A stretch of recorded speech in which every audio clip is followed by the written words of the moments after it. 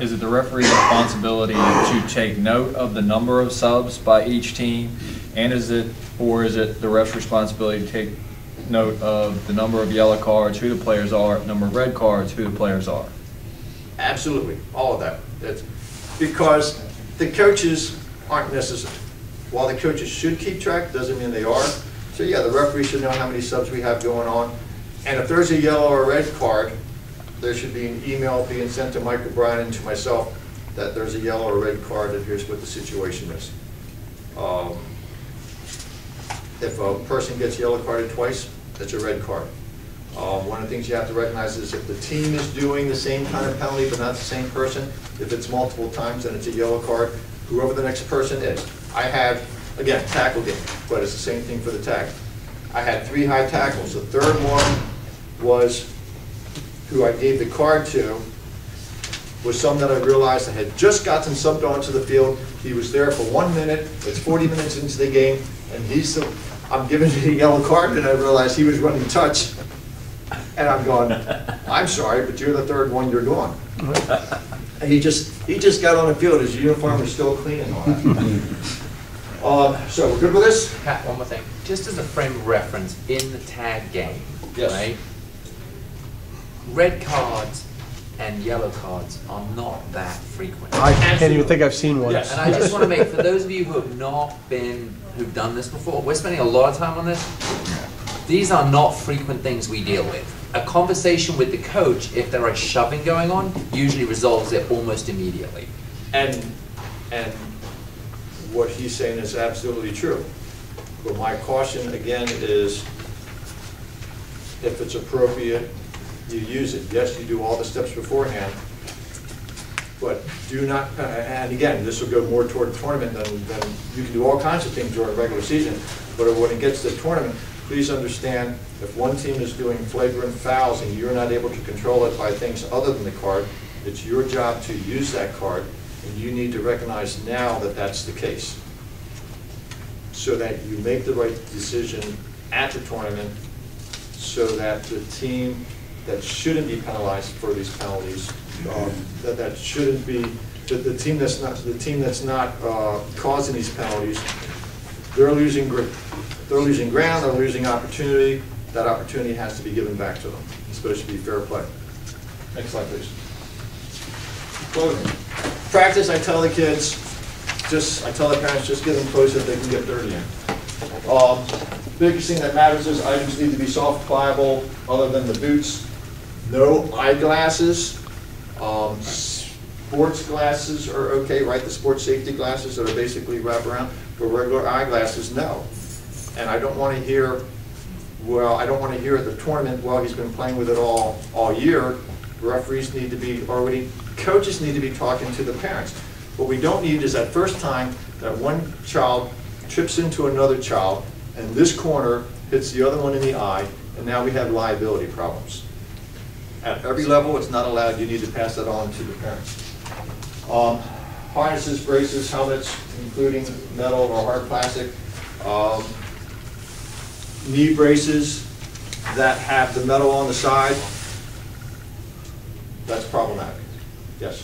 Sir, standard soccer shin guards under the socks are permitted, right? Yes. Okay.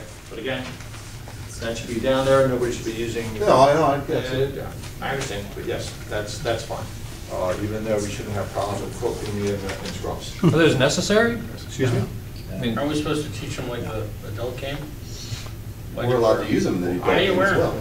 Shin guards are allowed. Because you don't want to get kicked in the shin. It's okay. Well, my understanding is if My somebody kids can, actually if always somebody take can, them off when they bear come with to me, soccer bear with me. If practice. somebody can show in USA Rugby that they're not allowed, then that's fine. But my understanding is that they are allowed. Although I'm Still going a to hard say, item. excuse me. Although I'm going to say, what's the purpose of it? Oh, I won't dispute that at all. But I believe the answer is yes. And we can always bring up that later. I don't think I've ever seen any of our kids wearing them. So. Okay. I'm assuming also no casts. I've seen kids playing with casts. No. casts. It's dangerous for them. Yeah, I know. And I still go back to Mike Curtis with the old Colts that would use those to Close take on. out players. Okay, next slide. 4 10-minute periods.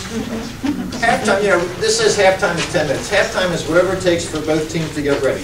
I'll make this observation from a club that a lot of times have just enough players. If you've got 20 players and it's the end of the period and you have your next 7 ready to run on, I'm sorry, my kids need a break. If I get 2 minutes, I'm going to take the 2 minutes. The referee should be giving those 2 minutes. It shouldn't be, okay, let's get going again. You have the break, use it if you're the one with a short side. I've had times, again, next team's going on, the coach is going, let's go, and I'm sitting there going, no. And the other coach shouldn't be doing that. I get the distinct feeling is, well, we're just going to run them to the ground. Well, give my kids a break. It's 95 degrees out. They've been running around for 7 minutes, maybe instead of 10 minutes. I don't care. The kids are going to get a break. Sometimes the referee needs 2 minutes. Which is why I love that we kick for goal. And that's also why I say don't do drop kicks for goal, because I need enough of a break so it takes time for them to set up with a kicking tee and all that so I can get Referee may stop clock for injury, equipment changes, but you know what? We're doing 10-minute periods. If there's a child laying on the ground, don't stop the watch immediately. Walk over, find out what's going on. If, let's say, within 30 seconds he's up and moving, play on. Here's my observation for kids, and parents may get upset with me. I just know it works. There's someone laying on the ground. First of all, parents don't come on. It's up to the referee and the coach. I've had times where the coach is there and I'm there, and we ask them what happened, and they're sobbing and blah, blah, blah, and I said, well, can you play? I think so. I just walk away, coach walks away, he gets up and he plays. If we stayed there, he'd still be sobbing. If he's okay, you walk away. If he's bleeding, fine, walk him over, get someone to take care of him. Although that's maybe happened once in all the time that I've been repping.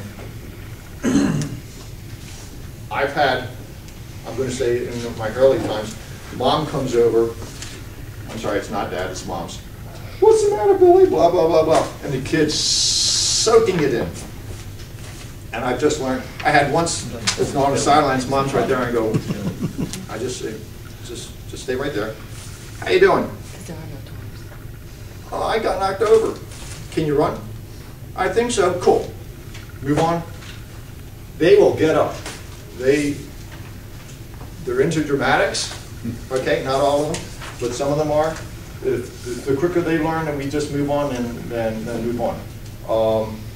And I'm going to say, somebody fell down over there and plays over there.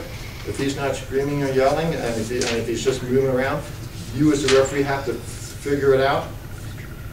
Let play keep going, and let the coach come and check out the kid. We're going to do it in a tackle game.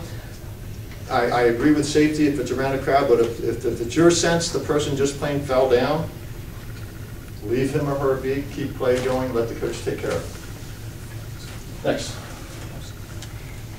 Coin toss. I don't care if you put your hands behind your back and you say 1 or 2. I do it so that at least one captain can see what the numbers are, and the other team calls it. If you flip the coin, if you have the other player flip the coin, I'm going to suggest that typically what you do is you let the captain flip the coin. Well, if they're 7 years old, it might be quicker if you flip the coin. So you flip the coin, figure out who it is. The person who wins the toss gets to decide whether they kick off or receive. They don't get to say, I'll kick off at that side. If they decide to kick off, then the other team, whoever doesn't get the kickoff, decides what side they're going to defend. I would suggest, I'll say what disturbs me is when that happens and the kid looks to the coach. I would hope the coach will have already prepped the child, or the coach would just be quiet and let the child make a decision. Okay? If they're a captain, let them start making decisions. Referee is sole judge of fact and law. Live with it. That's the way it is. Yes, you can critique them at the end of each period. I would rather it be a useful discussion rather than accusatory. It just doesn't make any point to do that, because all it's going to do is, what it's going to do for new referees is they're going to stop refereeing. What you need to do is, if it's a new referee especially, is to give some pointers, tell them good job, leave them out there, let them do the whole game, afterwards, maybe give them some more good pointers and say, good job. Pass on information maybe to the other coach and stuff like that, so the coach can work with that new referee during scrimmages at their own field and things like that. You need to be encouraged. Team coaches, other team officials, others may not question the referee's authority or decision. Duh. And it's no different than any other sport, so this shouldn't be a new thing for us. The unfortunate thing is it's different in a lot of other sports that the sidelines gets to play referee. They can play referee, but it's got to be in their own mind. The referee shouldn't be hearing any of it. And again, if your parents, let your parents know if they have questions, let them come and talk to you during the game. I've been at the tournament where it's not pretty out there with what the referee's doing, and I got parents talking, making noises, and my first thing is like this, and I'm going, no, you're not going to do that. And that's probably one of the few times that they'll see me stirring to them. And they'll go, but? I said, I don't care, you're going to be quiet. This is not what we do. When the referee blows the whistle, all action stops except for kickoffs. And your kids need to understand that. Again, a lot of that is pointed on safety. If someone's falling down and now we have to stop play, everybody needs to stop. One of the cool things in the other sports is everybody sits down. It always surprises me when I blow the whistle and the younger ones, they all sit down. I just look around and go, cool. Doesn't really matter, doesn't need to be a requirement, but yes, they need to stop and listen to what the next instruction is of the referee. And we say referee may appoint touch judges. Let's face it, usually it's whatever each team makes available. The referee should not have a problem if a person's not doing well at touch judge to ask the coach to get someone else. Although I'm going to say until tournament time, it's not often that you even need a touch judge. It's just reality. Next.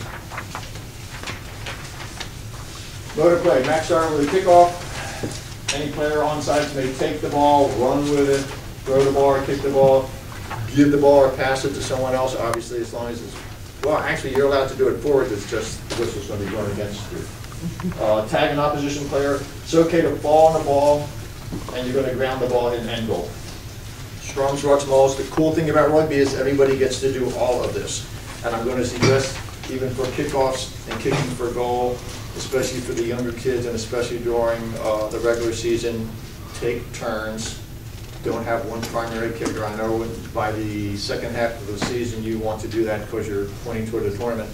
But let's find out what the other kids can do. Let's let them know that they're going to get that chance so that they'll practice. And some of you guys and gals might be surprised at which kid can actually make those kicks at the end of the season. I've had times where I'm turning around, I see somebody practicing, never thought about them doing it, and they end up being the one kicking for goal. And I'm going to say he's one of the smaller ones, you never would have thought it, but it's because we encouraged everybody that was happening.